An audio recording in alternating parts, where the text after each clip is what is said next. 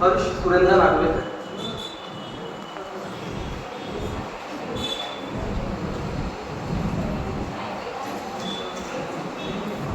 नमस्कार।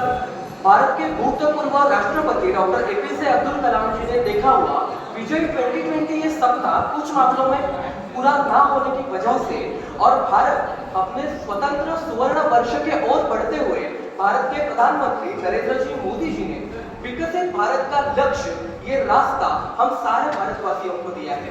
2047 तक हमारा देश समृद्ध और जागतिक स्तर पर विकसित करने हेतु ना ही विकसित भारत का लक्ष्य उन्होंने दिया है, उसके साथ साथ नए शैक्षणिक धोरण के साथ उसके साथ एक डिफेंस भी हमारा स्ट्रॉन्ग करने के लिए नरेंद्र जी मोदी जी ने अपना कोशिश शुरू कर दी है।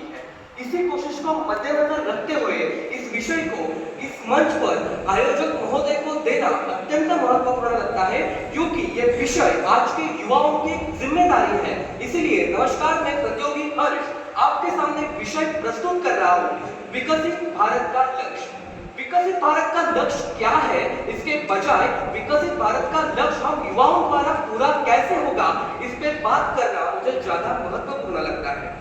आसिंधु सिंधु पर्यंता यस्य भारत भूमिका, मतलब जहां तक ये भारत की भूमि फैली हुई है वहां तक ना कोई धर्म होगा, ना कोई जाति होगी, ना कोई प्रदेश होगा, हर एक भारतीय होगा।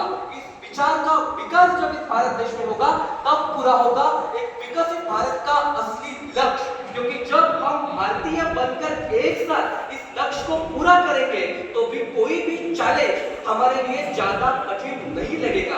और इसी की शुरुआत कब होगी, जब हमने सुबह इस स्पर्धा कंपटीशन का फॉर्म भरा तब उसमें एक जाति का कॉलम था, वो हटकर अपनी सिटीजनशिप, मतलब आप भारतीय हो या अभारतीय हो, इतना ही सीमित रहेगा, तभी पूरा होगा विकसित भारत का एक असली लक्ष्य। मुझे लगता है विकसित भारत का लक्ष्य ये हम भारतीयों के लिए एक चैलेंज नहीं है, वो हमारी जिम्मेदारी है और वो जिम्मेदारी है आज के युवकों के कंधों पर।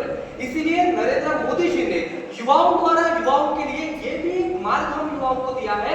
इसका मतलब आज हम युवा होने के नाते देश के पास नौकरी की भीख मांगने की बजाय नौकरी पैदा करने वाले उद्योग खड़े करके और युवाओं को नौकरी का कारण बनकर उनको भी देश के विकसित लक्ष्य का पूरा करने के काम में लाना, ये पूरा होगा तभी साबित होगा विकसित भारत का एक असली लक्ष्य। विषय के अंत में मुझे दोस्तों ये लगता है कि सरकारी नौकरी के पीछे दौड़ने वाला युवक और कुर्सी के लिए इसी देश में झगड़ा कर देश का विकास घटाने वाले हमारे आदर्शवादी नेता लोग, ये सब अपना निजी स्वार्थ बाजू में रखकर देश के हर कोने में कला, क्रीड़ा, उद्योग, पर्यावरण और शिक्षा, इन सब में विकास करने के लिए हाथ बढ़ाएंगे तभी पूरा होगा विकसित भारत और 2047 तक देश जागतिक स्तर पे एक विश्व गुरु भारत कहलाने करेगा।